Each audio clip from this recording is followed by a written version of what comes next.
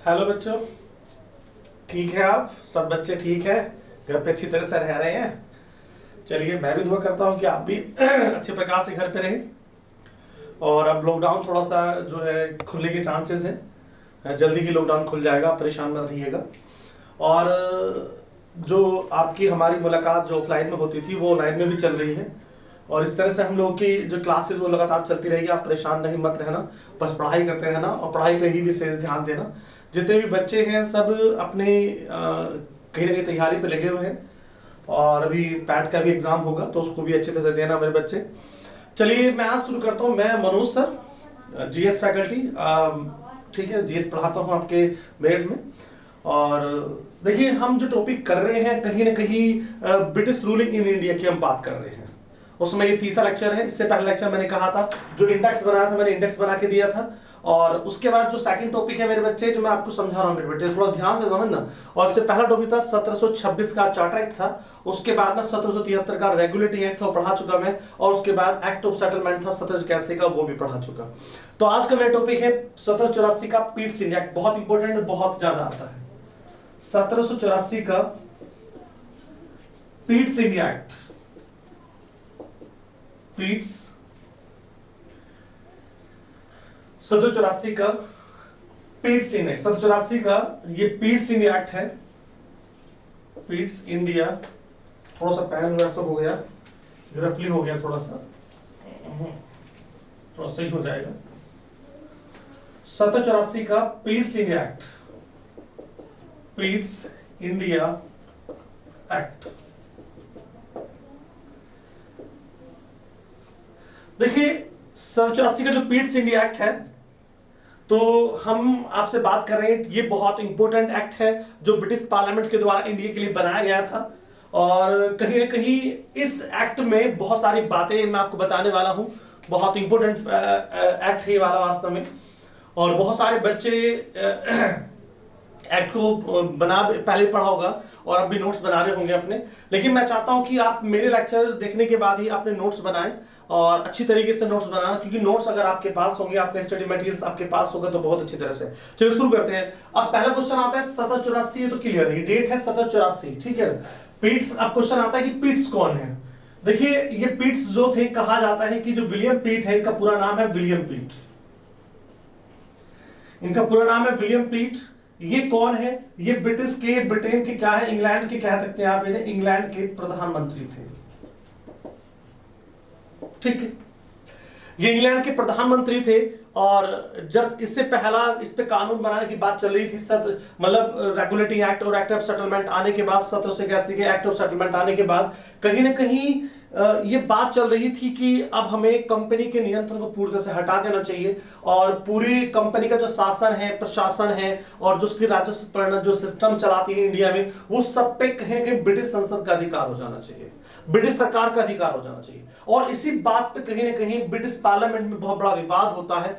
और कि भाई कंपनी का जो है शासन समाप्त कर देना चाहिए और पूरी तरह से जो है ब्रिटिश सरकार का पूरा होल्ड जो है कंपनी के ऊपर हो जाना चाहिए, यानी कि वहां के प्रशासन पे भी, वहां के शासन प्रक्रिया पे भी, और वहां की सेना पे भी, मतलब ये सब बातें चल रही थी। तो इसी कंडीशंस में कहा जाता है कि इसी परिस्थिति में कहा जाता है मेरे बच्चे कि इसी एक्ट को बनाने के लिए विवाद खड़ा हुआ ब्रिटिश पार्लियामेंट में।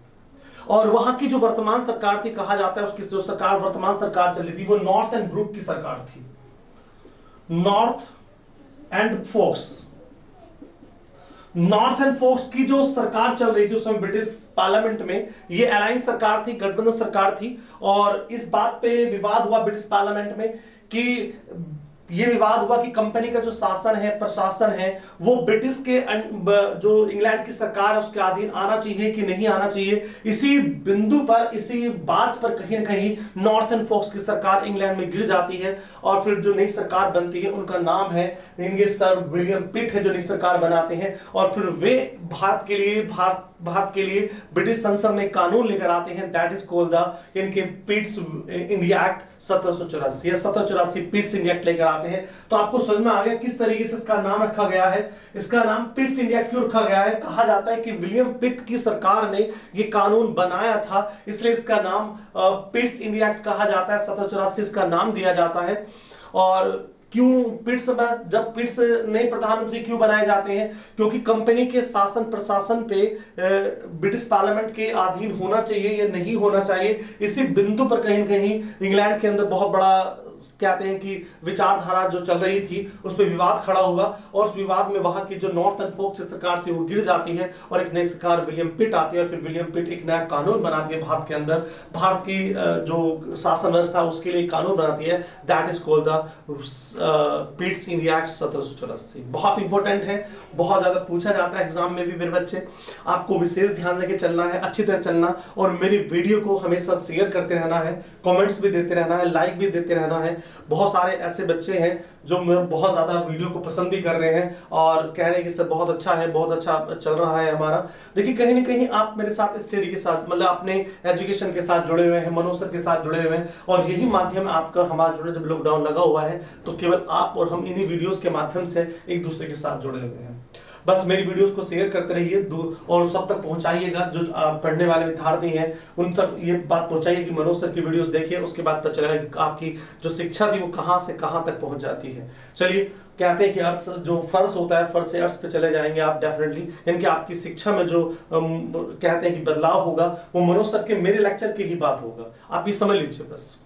चलिए, मैं बता रहा था कि 1784 का पिट्स इंडिया एक्ट क्यों आता है, इसका नाम पिट्स इंडिया एक्ट क्यों रखा गया था, और ये भी ब्रिटिश पार्लियामेंट में पास किया गया था। अब क्वेश्चन ये आता है कि अब इसमें कौन कौन सी बातें हैं जो इसमें सुधार की बात की गई थी, और ये भी ब्रिटिश पार्लियामेंट के द्वारा ही स्टार्टिंग मानी जाती है। किसकी? इस कानून की। ब्रिटिश संसद ने ही इस कानून को बनाया था, और उस समय वहां के जो प्रधानमंत्री थे उनका नाम विलियम पिट था, इससे उन्हीं के नाम पे जो एक्ट का नाम है वो रखा गया है।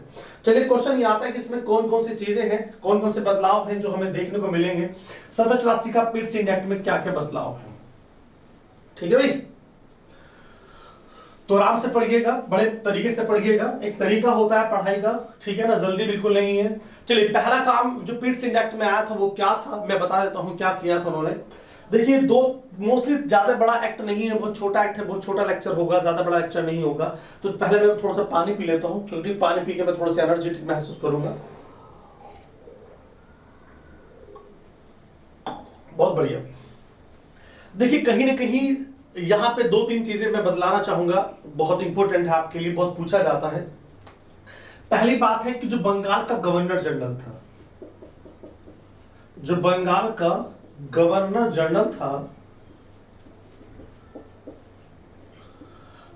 उसकी एक एग्जीक्यूटिव काउंसिल होती थी, कार्यकारिणी परिषद होती थी। तो बंगाल के गवर्नर जनरल की हेल्प के लिए, उसकी सहायता के लिए, प्रशासन किस तरह चलाया जाना चाहिए उसकी हेल्प के लिए क्या होती थी, उसकी हेल्प के लिए एक एग्जीक्यूटिव काउंसिल होती थी, एग्जीक्यूटिव काउंसिल होती थी। इसे हिंदी में कहा जाता है कार्यकारिणी परिषद, कार्यकारिणी परिषद, ठीक है। अब पिट्स इंडिया एक्ट में क्या होता है हम उसी की बात कर रहे हैं, ठीक है। थोड़ा ध्यान से पढ़ना, अच्छी तरह से पढ़ना मेरे बच्चे, और लाइक भी जरूर देते रहिए मुझे, और सब्सक्राइब्स भी मेरे बढ़ाते रहिएगा। अगर आपकी सब्सक्राइब्स बढ़ेंगे, वास्तव में आप मुझे मेरी वीडियो को मोटिवेशन प्रदान करेंगे, मेरी वीडियोस को आगे बढ़ाएंगे, तो डेफिनेटली मैं समझूंगा कि कहीं ना कहीं मेरे बच्चे मेरे वीडियोस को पसंद कर रहे हैं, मेरे लेक्चर को पसंद कर रहे हैं। तो प्लीज सबको बताइए, मनोज सर के लेक्चर को फॉरवर्ड कीजिए, सब बच्चों को बताइएगा। तो बंगाल के गवर्नर जनरल की एक एग्जीक्यूटिव काउंसिल होती थी, ठीक है। एग्जीक्यूटिव काउंसिल क्या होती थी? जिस तरह से एक प्रधानमंत्री के अधीन एक मंत्री परिषद होता है, पूरा मंत्रिमंडल होता है, इस तरह की एग्जीक्यूटिव काउंसिल होती थी, कार्यकारिणी परिषद होती। तो यहां पे क्या किया, यहां पे आपने पढ़ा होगा कि 1773 का रेगुलेटिंग एक्ट, तो कहा जाता है कि बंगाल के गवर्नर जनरल के अधीन एक एग्जीक्यूटिव काउंसिल हुआ करती थी उसकी कार्य की हेल्प करने के लिए, और वहां पे 4 सदस्य होते थे। लेकिन यहां पे क्या हुआ कि एग्जीक्यूटिव काउंसिल में 4 सदस्य खत्म करके यहां पे 3 सदस्य कर दिए गए, ठीक है। अब एक चीज तो ये बदलाव हुई रेगुलेटिंग एक्ट 1773 में, और पिट्स इंडिया एक्ट में क्या बदलाव होता है? पहला बदलाव होता है बंगाल के गवर्नर जनरल की एग्जीक्यूटिव काउंसिल में, कार्यकारिणी परिषद में वहां पे 4 सदस्य होते हैं और यहां पे 3 सदस्य होते हैं, एक सदस्य हटा दिया जाता है। अब हटाने से प्रभाव क्या पड़ेगा? अब मान लीजिए यहां पे 4 सदस्य हैं आपके, ये 1 सदस्य है, 2 सदस्य हैं, 3 सदस्य हैं और 4 सदस्य हैं, ठीक है। अब जो कोई कानून बन देगा, कोई भी रूल्स या रेगुलेशन, कोई भी एक मान लीजिए कोई भी आदेश जारी होना है, कोई भी सरकार द्वारा कोई भी आदेश जारी होना है, तो सिंपल सी बात है, ये तीन किसी बात को कह रहे हैं कि ये बात चलेगी, ठीक है, और ये कह रहा कि ये बात नहीं मानी जाएगी। और यहाँ पे गवर्नर जनरल को, यहाँ पे जो बंगाल का गवर्नर जनरल था उसकी वोटिंग जो थी वो मानी तो जाती थी, लेकिन इसे कास्टिंग वोट का भी अधिकार था। तो इन तीन की बात ज्यादा चलती थी पहले। ये सब 73 के रेगुलेटरी एक्ट की बात कर रहा हूं मैं मेरे बच्चे। लेकिन अब क्या करते हैं, एक आदमी खत्म कर दिया, अब एक आदमी खत्म कर दिया, अब चार या कितने हो गया एग्जीक्यूटिव काउंसिल में, 3 व्यक्ति हो गए। अब 3 व्यक्ति जब हो गए तो क्या होगा, अब मान लीजिए यहां पे हमारा कौन है, हमारा यहां पे गवर्नर जनरल है, ये बंगाल का गवर्नर जनरल है। अब बंगाल का गवर्नर जनरल और इसकी ये, अगर ये दो किसी बात को कह रहे हैं कि भाई ये बात चलेगी, और अगला अगर ये भी only support with the governor general के साथ में है, तो यहां पे क्या हुआ, 2 इसके पास है और 2 ही इसके पास होगी, खुद गवर्नर जनरल भी हो गया और एक एग्जीक्यूटिव काउंसिल का सदस्य भी हो गया। तो कहीं ना कहीं इसकी बात जो थी ये मानी जाती थी। तो ये कहा जाता है कि अगर एग्जीक्यूटिव काउंसिल में अगर एक भी सदस्य गवर्नर जनरल की सपोर्ट में खड़ा हो जाता है, तो कहीं ना कहीं अब पूरी पावर्स किसके हाथ में हो जाती है, बंगाल के गवर्नर जनरल के हाथ में हो जाती है। तो एग्जीक्यूटिव काउंसिल के सदस्यों की संख्या कम करने से फायदा किसको हो रहा है, गवर्नर जनरल की बात ज्यादा माने जाने की बात कही जा रही है। एक तो ये बात हुई थी, तो ये थोड़ा सा समझ लेना कि अब यहाँ पे पहला चेंजेस आता है कि 173 के रेगुलेटरी एक्ट के तहत वहां 4 सदस्य होते हैं और यहाँ पे 3 सदस्य होते हैं। और 3 सदस्य से फायदा किसको होता है कि अगर एक भी सपोर्ट में होगा गवर्नर जनरल के, तो इन दोनों की बात नहीं मानी जाएगी, फिर इन्हीं की बात मानी जाएगी। तो यहां तक की बात समझ में आ गई, चलिए बहुत बढ़िया। तो पहली बात तो हमें समझ में आई है कि क्या कहानी थी, लेकिन बाद में फिर यहाँ पे एक बदलाव और होने वाला है। इस पीट्स एक्ट में फिर अमेंडमेंट होगा, यहाँ इस पहले पॉइंट में ही अमेंडमेंट हुआ। देखिए मैं बता के चल रहा हूं, आप परेशान मत रहिएगा। यानी कि 1786 में, यानी कि कितने साल बाद, 2 साल बाद 1786 में क्या हुआ कि यहां पे जो बंगाल के गवर्नर जनरल थे, बंगाल के गवर्नर जनरल थे, उन्हें वीटो का अधिकार दे दिया, वीटो का अधिकार दे दिया, ठीक है। इसे कहा जाता है 1786 का अमेंडमेंट एक्ट भी कहा जाता है। तो इस समय इस वाले पॉइंट में अमेंडमेंट होता है 2 साल बाद। साथ साथ लिखते जाना, ये बातें मेरी साथ साथ लिखते जाना, जब नोट्स बना रहे होंगे तो साथ साथ लिखते भी जाना, बहुत जरूरी है, बहुत ज्यादा इंपॉर्टेंट आपके लिए। तो इसमें क्या कंडीशंस होती है, मान लीजिए अब क्या होता है कि तीनों सदस्य इसी के विरुद्ध चले जाते हैं, गवर्नर कहते हैं कि भाई नहीं आपकी बात नहीं चलेगी, जो हम कह रहे हैं वही बात चलेगी। तो 2 साल बाद क्या होगा, 2 साल बाद में 1786 में बंगाल के गवर्नर जनरल को वीटो पावर का अधिकार दे दिया गया।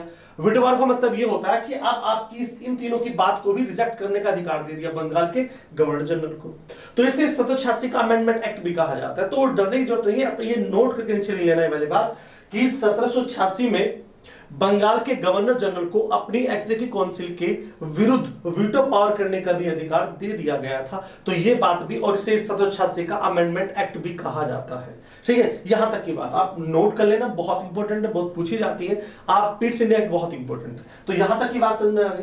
चलिए एक और बता दो, 1786 में एक घटना और होती है, क्या होती है कि कहा जाता है बंगाल के गवर्नर जनरल को, 1786 की बता रहा हूं मैं आपको, देखो यहां पे जगह है लिखने के लिए, हाँ बिल्कुल है, थोड़ा सा हो जाएगा, ठीक है। अब 1786 में एक पॉइंट और आता है भैया, पहला पॉइंट तो ये होता है, दूसरा पॉइंट, एक पॉइंट और आता है कि बंगाल के गवर्नर जनरल को, बंगाल के गवर्नर जनरल को सेनापति कहा जाता है, सेनापति का पद भी मिलता है। यानी कि 1786 में जब पिट्स इंडिया एक्ट बन जाता है तो 2 साल बाद में कहीं ना कहीं इस पिट्स इंडिया एक्ट में 2 अमेंडमेंट्स किए जाते हैं, जिसे अमेंडमेंट 1786 का अमेंडमेंट्स एक्ट कहा जाता है। और उस अमेंडमेंट में क्या कहा गया, इसमें कहा गया कि बंगाल के गवर्नर जनरल को अपनी एग्जीक्यूटिव काउंसिल के विरुद्ध वीटो पावर लेने का अधिकार है। और दूसरा पॉइंट क्या कहा गया कि बंगाल के गवर्नर जनरल, जो बंगाल का गवर्नर जनरल होगा, उसे सेनापति का पद भी दिया जाएगा, उसे सेनापति भी कहा जाएगा। और ये सब क्यों किया जा रहा था, सब जानते हैं कि लॉर्ड कॉर्नवालिस को भारत का गवर्नर जनरल, बंगाल का गवर्नर जनरल बना के ला रहे थे। तो उसने शर्त रखी थी कि अगर मुझे भारत में आप भेज रहे, बंगाल गवर्नर जनरल बना के भेज रहे, तो मुझे एक विशेष पद देना होगा, मुझे एक विशेष अधिकार देना होगा। तो उन्हीं की वजह से, लॉर्ड कॉर्नवालिस की वजह से ही ये 2 बदलाव किए गए थे 1786 के अमेंडमेंट एक्ट में बदलाव किए गए थे। तो ये पूछे जाते हैं, दोनों ही इंपॉर्टेंट है, दोनों से ही क्वेश्चन आते हैं। तो प्लीज आप अपने जो मेटेरियल्स लिख रहे हैं, आप अपनी जो भी नोट्स बना रहे हैं, प्लीज उसमें ये चीजें नोट डाउन जरूर कर लें, बहुत इंपॉर्टेंट है, बहुत पूछा जाता है। तो ये 1786 के पहले पॉइंट में ही, मतलब 1784 के पीट्स इंडेक्स के पहले पॉइंट में ही 2 साल बाद 2 अमेंडमेंट्स भी रख दिए गए थे। तो यहां तक की बात समझ में आ गई होगी आपको। फिर मैं आगे चलता हूं, यहां तक की अगर बात समझ में आ गई तो मैं आगे चलता हूं बच्चे। तो ठीक है, आप यहां तक नोट डाउन कर लेंगे, ठीक है, आराम से करना मेरे बच्चे। चलिए आगे चलते हैं। बहुत छोटा पॉइंट है, बड़ा पॉइंट नहीं है, अच्छे से पढ़ना, हो जाएगा आराम से। ज्यादा बड़ी वीडियो भी नहीं है, बहुत छोटी वीडियो है। उसके बाद हम चार्टर की शुरुआत कर देंगे, ठीक है। चलिए अब अगला पॉइंट हमारे पास क्या है, जो अगला पॉइंट आने वाला है वो है सेकंड नंबर पॉइंट है पिट्स इंडिया एक्ट का। उसमें क्या कहा गया, सुनिएगा। उसमें कहा गया कि कंपनी का जो क्षेत्र है, कंपनी का क्षेत्र है, प्रशासन है, शासन है, राजस्व है, उस पे किसका अधिकार होगा। जो कंपनी का क्षेत्र है, कंपनी का शासन है, कंपनी का प्रशासन है, या कंपनी का राजस्व है, उस पे किसका अधिकार होगा। तो ये कहा गया कि यहां पे अधिकार किसका होगा। तो इन सब पे जो अधिकार होगा मेरे बच्चे, वो कहा गया कि ब्रिटिश पार्लियामेंट का, ब्रिटिश संघ के ब्रिटिश सरकार का होगा।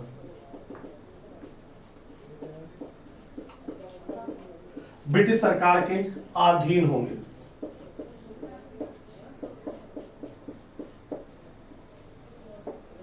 यानी कंपनी का जो क्षेत्र होगा, कंपनी की जो भी कह सकते हैं कि जो भी एरियाज होंगे, जो भी प्रांत होंगे, या जो भी शासन प्रशासन की उनकी प्रक्रियाएं होंगी, या कोई जो उनका राजस्व इकट्ठा करने की जो सिस्टम होगा, वो सब अब ब्रिटिश सरकार के अधीन चला गया था। ये माना जाता है कि अब ब्रिटिश सरकार ही इस पे सब कुछ रूल्स रेगुलेशन सब ब्रिटिश सरकार के द्वारा बनाए जाएंगे। एक बात ये कही गई थी, बहुत इंपॉर्टेंट है, ये भी आप सुन लीजिएगा। चलिए अब दूसरी चीज, एक तीसरा पॉइंट और बताने वाला हूं मैं, बस इसके साथ ये पिट्स इंडिया एक्ट खत्म हो जाएगा। कोई भी डाउट हो तो बता सकते हैं। चलिए तीसरा पॉइंट ये है कि मैंने पहले बताया था कि एक बोर्ड ऑफ डायरेक्टर होता था, board of directors, board of directors होते थे बच्चे। और यहां पे क्या हुआ, बोर्ड ऑफ डायरेक्टर्स को काम क्या था, मैंने कहा था ये 24 सदस्यों की एक काउंसिल हुआ करती थी। इसे गवर्निंग बॉडी कहा जाता था, जो ब्रिटेन में बैठे बैठे कहीं ना कहीं कंपनी को कंट्रोल किया करते थे, सभी मैटर से रिलेटेड, सभी जो उसके काम होते थे, जो भी नीतियां होती थी, वो सब बोर्ड ऑफ डायरेक्टर्स बनाया करते थे। लेकिन 1784 के पिट्स इंडिया एक्ट में एक बदलाव होता है कि बोर्ड ऑफ डायरेक्टर्स के अलावा एक न्यू बॉडी, एक नई बॉडी बनाई गई,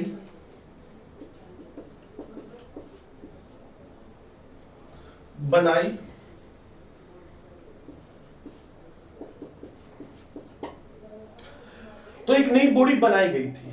वो बॉडी कौन सी थी जो नई बॉडी बनाई गई थी, उस बॉडी का नाम क्या है। तो जो नई बॉडी बनाई गई उसका नाम है मेरे बच्चे बोर्ड ऑफ कंट्रोलर।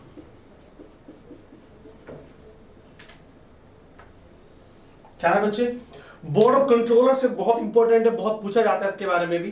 तो एक नई, कहीं ना कहीं एक नया निकाय, एक नई बॉडी का तैयार किया गया यहाँ पे 1784 के पिट्स इंडिया एक्ट में नई बॉडी तैयार की गई। और उसमें क्या कहा गया, उस बॉडी में क्या कहा गया मैं बताता हूं। उस बॉडी में क्या कहा गया मेरे बच्चे, इसमें ये बताया गया कि बोर्ड ऑफ डायरेक्टर्स का जो काम होगा, इसका जो फंक्शन होगा, इसका जो कार्य होगा, वो कार्य कैसा होगा, वो केवल कॉमर्शियल होगा, यानी कि केवल ट्रेडिंग से रिलेटेड ये रूल्स रेगुलेशन अपनी नीतियां बना सकता है। और बोर्ड ऑफ डायरेक्टर्स में कितने सदस्य रखे गए ये भी कहा जाता है। सदस्य कितने थे, तो इसमें 6 सदस्य चुने गए थे, इसमें 24 सदस्य थे, मैं बता चुका इससे पहले वाले वीडियो में। और अब बोर्ड ऑफ कंट्रोलर्स में कितने सदस्य, 6 सदस्य बताए गए। और ये काम क्या करेंगे, इनका कार्य क्या होगा, इनका कार्य होगा कि भारत में सेना पे, राजस्व पे और शासन पे और प्रशासन पर, हाँ प्रशासन पर, यानी कि बोर्ड ऑफ कंट्रोल द्वारा ही कार्य, मतलब जो भी प्रशासन होगा, शासन होगा, राजस्व होगा, सेना होगा, ठीक है ना, इसी की इन सब पर क्या होगा, इनके बोर्ड ऑफ कंट्रोल की नीतियां चलेंगी, उनके ही रूल्स रेगुलेशन चलक रहेंगे। यानी कि एक नई बॉडी तैयार कर दी गई, इनके बोर्ड ऑफ कंट्रोल्स बना दिया गया और कहा गया कि भारतीय सेना पर, भारतीय शासन पर, प्रशासन पर, राजस्व नीतियों पर अब कहीं ना कहीं इनके बोर्ड ऑफ किसका अधिकार होगा? बोर्ड ऑफ कंट्रोलर्स का अधिकार होगा। और जो बोर्ड ऑफ डायरेक्टर्स होंगे वो कॉमर्शियल या ट्रेडिंग के लिए काम करेंगे।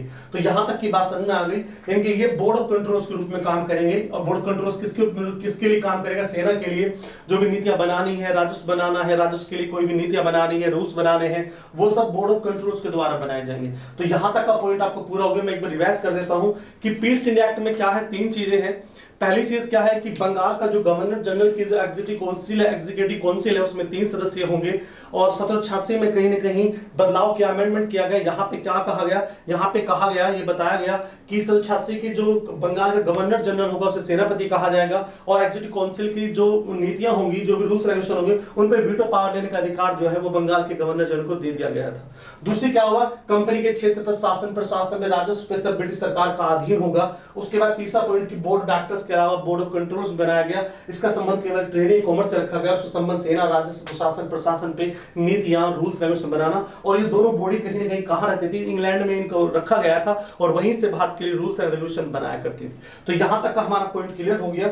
अब हम आगे चलते हैं मेरे बच्चे। यहां तक आप समझ गए होंगे। तो पीट्स इंडिया एक्ट में 3 ही बातें याद रखना। इसमें 2 बदलाव होते हैं, 1786 में 2 बदलाव होते हैं, मैंने बता दिया। और ये सब दोनों बदलाव लॉर्ड कॉर्नवालिस को भारत लाने की वजह से बदलाव किए जाते हैं और कोई बदलाव नहीं किए जाते। चलिए अब आगे चलते हैं। अब मैंने कहा अब हमारे जो पॉइंट आने वाले हैं वो सारे चार्टर आने वाले। जो अगला लेक्चर होगा वो चार्टर का होगा। 1700 कहा जाता है कि 1700 जो 93 का चार्टर एक्ट है, 1813 चार्टर एक्ट है, 1833 का चार्टर एक्ट है, 53 का चार्टर एक्ट है। अब अगले जो वीडियोस होंगी वो सारे चार्टर एक्ट के आएंगे। इसी के साथ मैं वीडियो समाप्त करता हूं। जय हिंद, जय भारत।